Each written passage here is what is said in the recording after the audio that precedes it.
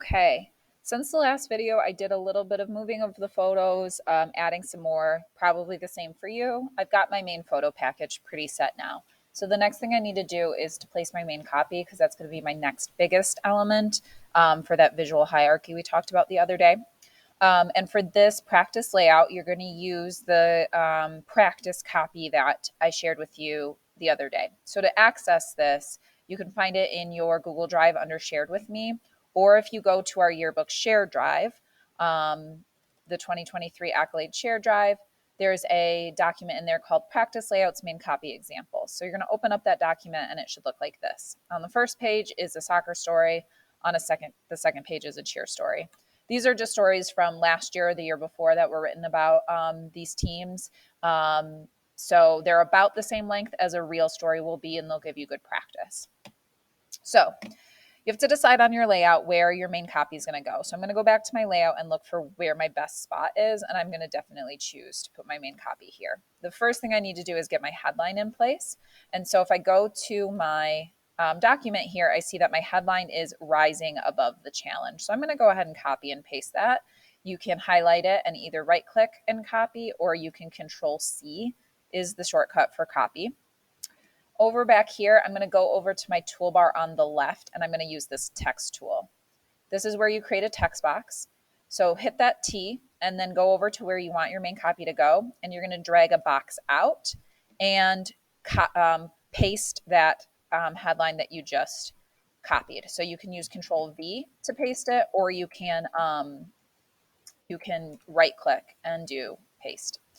This already has it in one of my headline options. So my headline options here are either this text, Franklin Gothic medium condensed, or this freestyle script, or a little bit of both. I'm going to keep things simple right now and just keep it in that text, and I can play around with it later. If it does not appear in this size, what you need to do is highlight that text with your cursor.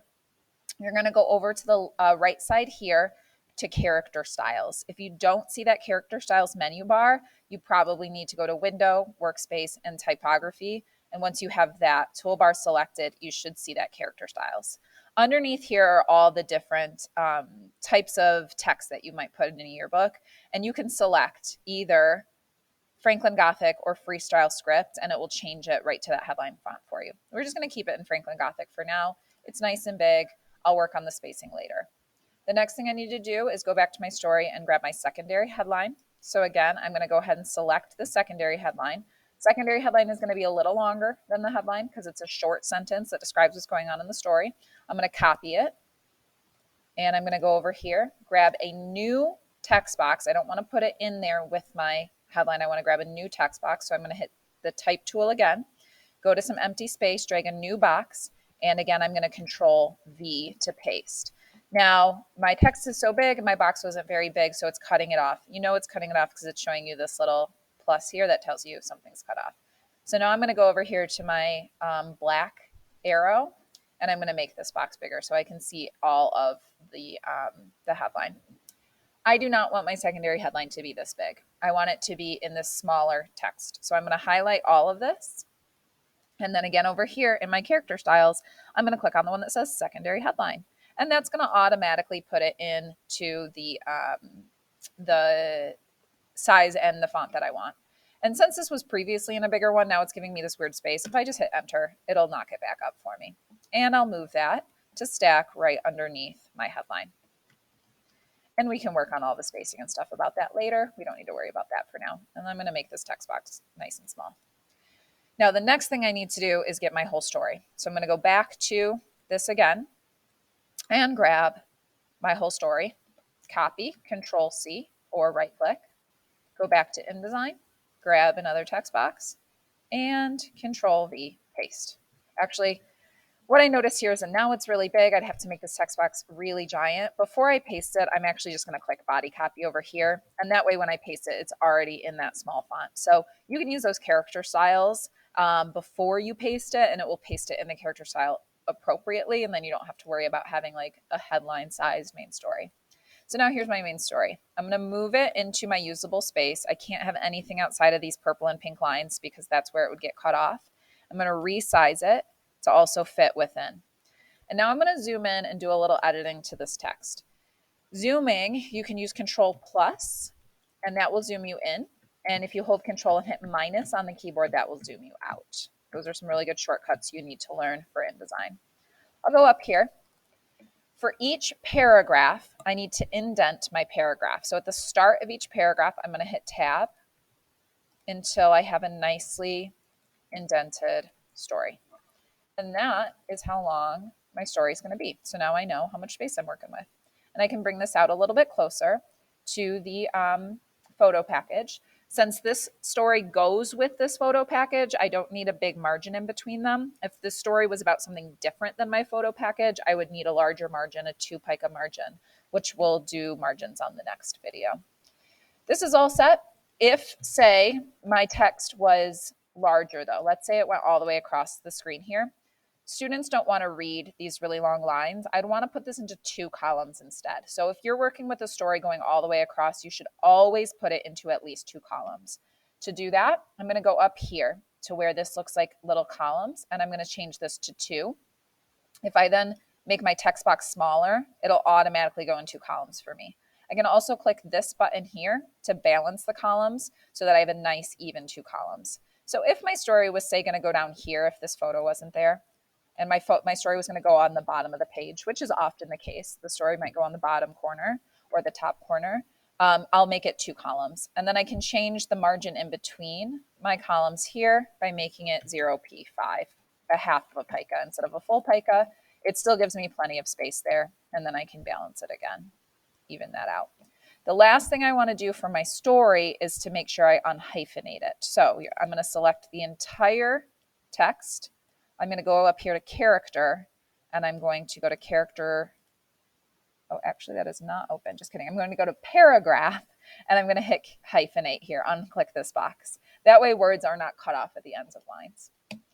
Since I am not putting my story there, I'm going to move it back to where I want it to be. So we'll put it back where it needs to be. Okay. And I'm going to make mine 1 column because it's pretty narrow anyway. That is my main story placed. Now I need to get captions for each of my photos. And for these, I don't have practice captions for you, and you usually don't have captions ready until you're done with your layout. So we're going to use placeholder text. So you're going to go back to your type tool, click that T again. I'm going to go to my character styles, and I'm going to select caption. I'm going to make a text box where I want my caption to go. So for instance, I want to caption this photo right underneath it.